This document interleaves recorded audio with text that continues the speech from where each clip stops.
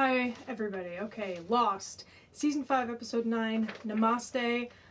I don't know how quick I can do this. I'm going to try, though. I have everything written out that I want to say, so I'm going to go quickly here, because I've got a lot to say, because it's Lost. What I liked most about this episode was the way that it felt. The 70s vibe, all the characters having to interact in a different and discreet way with each other, the outfits, the music, having Jack, Kate, and Hurley and Saeed see Sawyer and company living a different life, and like having our characters interact with different characters from Lost lore, such as Pierre Chang and Little Ben Linus, was just so freaking weird that it just... The bizarre quality of this episode made it awesome. It's the feeling I've always gotten from anything involving 70s Dharma. It's just a really freaking weird feeling. And since now we're actually in 70s Dharma on the show, the entire show feels that way that I feel when we have anything that has to do with 70s Dharma. And it's a really freaking awesome feeling. It's so, like, exciting. I'm too excited about the 70s Dharma stuff, by the way. I think it's so trippy. So yeah, all that amplifies that feeling. Overall, while not a lot seemed to happen, although a lot actually happened, it just is sort of stuff that we kind of sensed was going to happen. And it's actually more that happens in most episodes, separate episodes of television shows. I think people can expect too much to happen per episode on this show. I'm just going to put that out there. This episode was more about setting the stage for the rest of the season, I felt. Sort of setting up the situations, the predicaments, the kind of character interactions that we're going to be focusing on.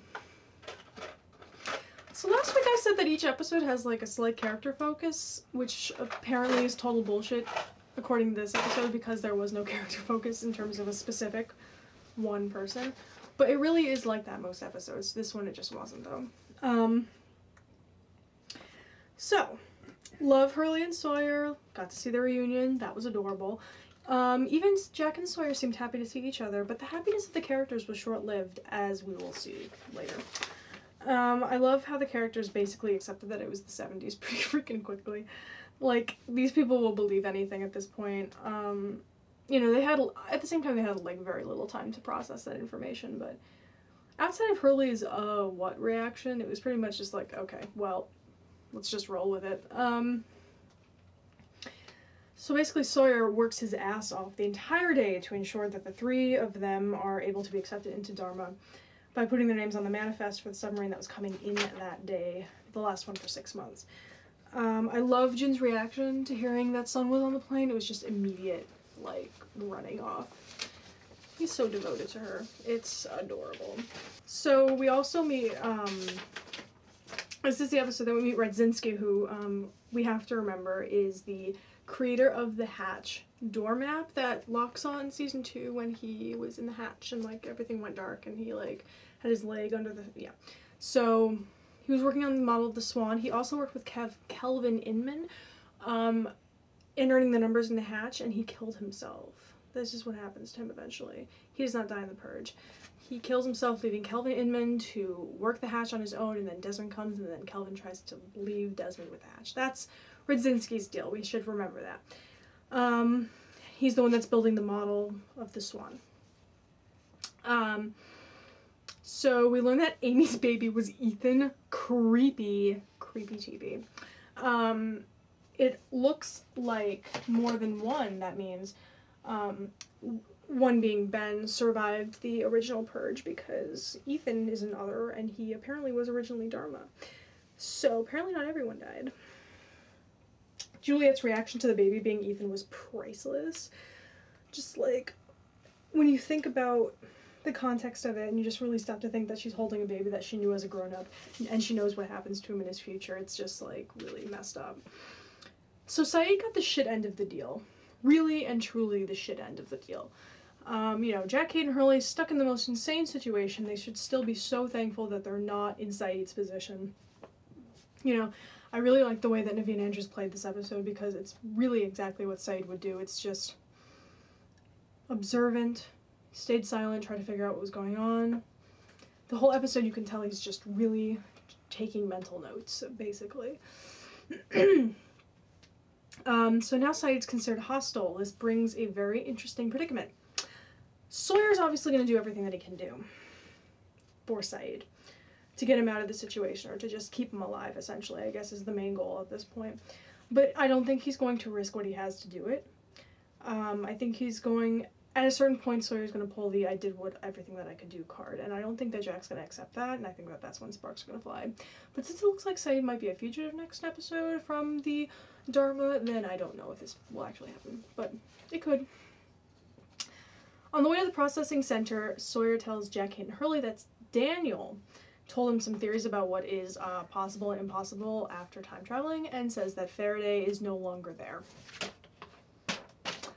We just got a cryptic, he's not around anymore. That's great. Further putting off what happened to Daniel, I'm excited to see what happened with him. So, can I just say how freaking fucking cool it is that Phil, who is the guy that, like, looked at Jack weird when he went to Sawyer's house, is the guy from Mulholland Drive in the scene with the diner when he talks about the dream that he had, which is, like, one of the greatest scenes in film ever. As are about 10 other scenes from that movie. But anyways, the fact that he's just from Mulholland Drive, and it's like, that's a really weird movie, and that this is a really weird episode of Lost just makes everything that much cooler.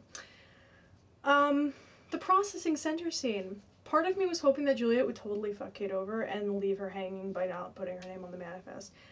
But she didn't. She put her name on. Whether purposely or accidentally, she did almost give a sort of I'm calling the shots now vibe, even if she didn't do it intentionally, which was pretty awesome. Jack is inducted by Pierre Chang.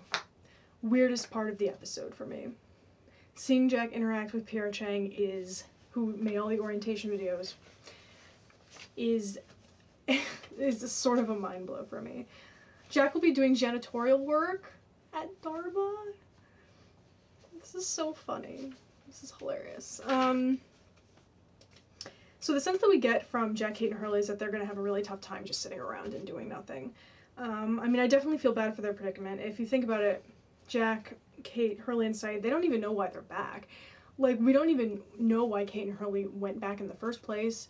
If you think about it, I can't really pinpoint why Jack specifically decided to come back, besides Ben telling him he needed to. Except that maybe it gave him a purpose again. Like, you know, so now they're working they're in the 70s working for Dharma, and what? Like, what are they supposed to do? Are they, you know, they have no idea what their purpose is, and I would imagine there would be a big, okay, now what feeling of, like, frustration and anger and confusion and impatience between them, which you can already completely see as something that they're saddled with. Jack's gonna have the hardest time with this, and I'll talk about that when I get to their conversation, which will be now, I think.